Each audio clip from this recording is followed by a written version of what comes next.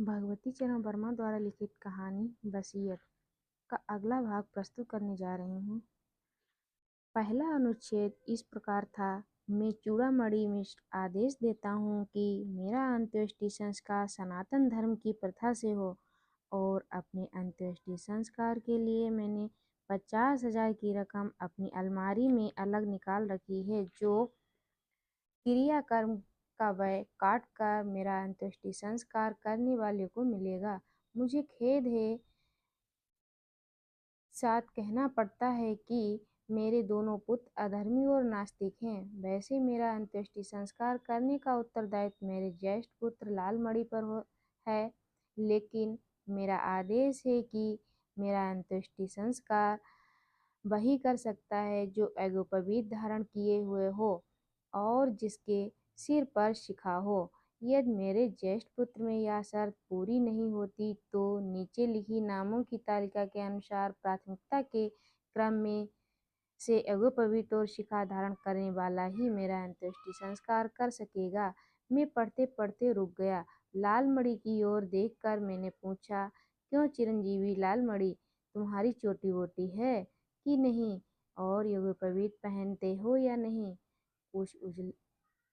कुछ उलझन के भाव में उसने कहा, चुटिया रख के कहीं स्टेट बैंक की मैनेजरी होती है और जनेऊ हर दूसरे तीसरे दिन मेला हो जाता है तो हमने पहनना ही छोड़ दिया।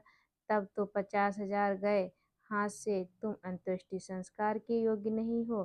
तुम्हारे बाद नीलमणि का नंबर है, उसके भी न चोटी है न जनेऊ है। यह तो तीसरे नंबर पर हमारा चचेरा भाई है जगतपत मिश्र, राजा ज्योतिष। यह निहायत झूठा और आवारा है। ग्राहकों को फंसाने के लिए इसकी एक बाल इसकी चोटी लहराती है और झूठी कस्में खाने के लिए मोटा सा जनेऊ पहनते हैं। जगतपत मुझसे भी एक बार 5 रुपए ऐंठ ले गया था तो मैंने कुछ सोचकर कहा, लालमणि हमारी सलाह मानो तो तुम किसी नाई की दुकान पर तत्काल मशीन से अपने बाल छटा लो तो चौथाई या आधी इंच की चोटी निकल ही आएगी और वहां से लौटते हुए एक जनेऊ भी लेते आना। मेरी बात सुनते ही लालमणि तीर की तरह बाहर निकला। लालमणि के जाने के बाद मैंने वसीयत का दूसरा अनुच्छेद पढ़ा।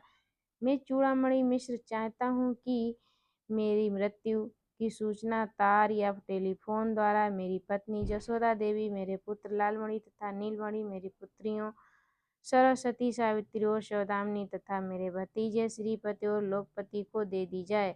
अन्य सगे संबंधियों को सूचना देने की कोई आवश्यकता नहीं। इन समस्त कुटुंब वालों की प्रतीक्षा बाहर घंटे से लेकर 24 घंटे तक की जाए। इसके बाद मणिकर्णिका घाट पर मेरे शरीर का दाह संस्कार हो। मेरे 10वीं के दिन समस्त सगे संबंधियों की उपस्थिति में मेरी वसीयत का शेषांश पढ़ा जाए। अब मुझे आचार्य चूड़ामणि मिश्र की वसीयत में दिलचस्पी आने लगी थी, लेकिन आचार्य की आज्ञा मुझे सिरोधार्य करनी थी। इसलिए वसीयत को तह कर मैंने अपनी जेब के हवाले किया। आचार्य पुरवर का भौतिक शरीर अगले 24 घंटों के में बिगड़ने न पाए, मुझे इस बात की चिंता थी। सौभाग्य से लालमणि वाराणसी आ गए था और करीब आधे घंटे बाद वह चौथाई इंच लंबी चोटी धारण किए हुए नाई की दुकान से घर वापस आ गया। इस समय उसके कंधे पर एक मोटा सा जनेऊ भी लहरा रहा था। मैंने वसीयत का दूसरा अनुच्छेद उसे सुनाकर आदेश दिया कि यह वसीयत में बताए लोगों को तार या टेलीफोन से खबर कर दें, अपने चचेरे भाइयों के परिवार को बुला लें और एक सिल्ली बर्फ की मंगवा कर आचार्य पुरवर का शरीर उस पर रखवा दें। दूसरे दिन सुबह 9 बजे आचार्य जी की शव यात्रा मणिकर्णिका घाट के लिए रवाना होगी। मैं सुबह 7 साढ़े 7 बजे पहुंच जाऊंगा। धन्यवाद। अगला